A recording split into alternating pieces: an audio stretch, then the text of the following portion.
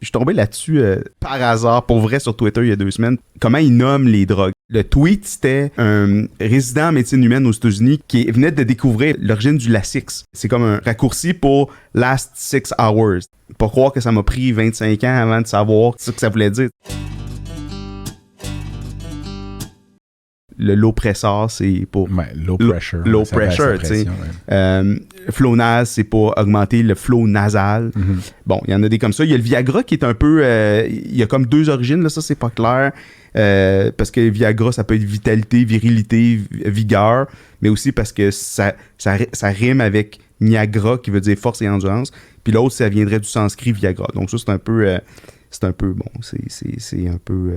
controversé. Je pense que la compagnie l'a probablement jamais dit c'était quoi. Puis il y a aussi le Tylenol qui vient de N-acétyl-para-aminophénol. Ouais. D'ailleurs, on va reparler du Tylenol dans un autre épisode. Là. Oui, exactement.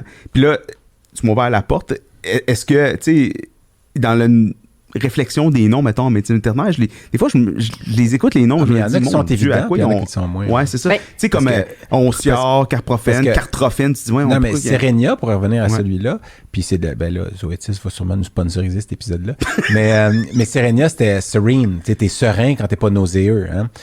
Donc, parce que quand t'es nauséeux, t'es pas serein, tu sais, fait que c'est sûr, ils l'ont mis avec un C. Oui, mais le mot serein, nauséeux, c'était un grand débat parce qu'on n'était pas capable de le prouver. Que ça diminuait les nausées? Oui, mais quand tu vomis de bord. Quand tu vomis, t'es pas serein. Fait que quand tu élimines le vomissement, t'es plus serein.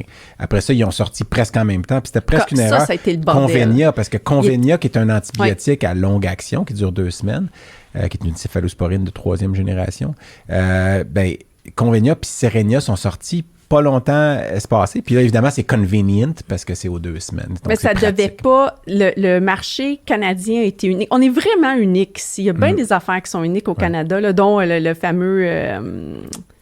voyons, là, je l'oublierai. Hey, ça, c'est le début de la préménopause qui rentre. J'oublie les noms. Pas l'amoxyl, là, le Clavamox. Le Clavamox le Canada était un des seuls marchés à ne pas avoir un compétiteur.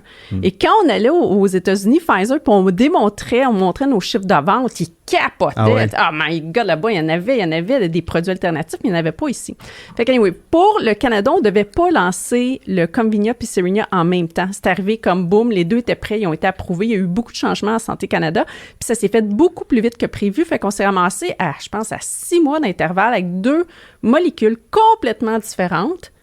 Avec les deux, commence avec un C et A. Écoutez, je recevais des courriels de vétérinaires, là, puis le sujet, c'était Serenia. Oups, je lisais, OK, c'est du Convenia. Tu sais, c'était vraiment... c'était fou. Non, mais ça m'est arrivé aussi, puis pourtant, je sais très bien la différence, mais des fois, ton cerveau, shoot un nom, parce que c'est la même compagnie. Tu sais, c'était 2 compagnies différentes, oui. mais c'est la même compagnie, ils ont du packaging avec du orange, puis... fait que, c'est ça.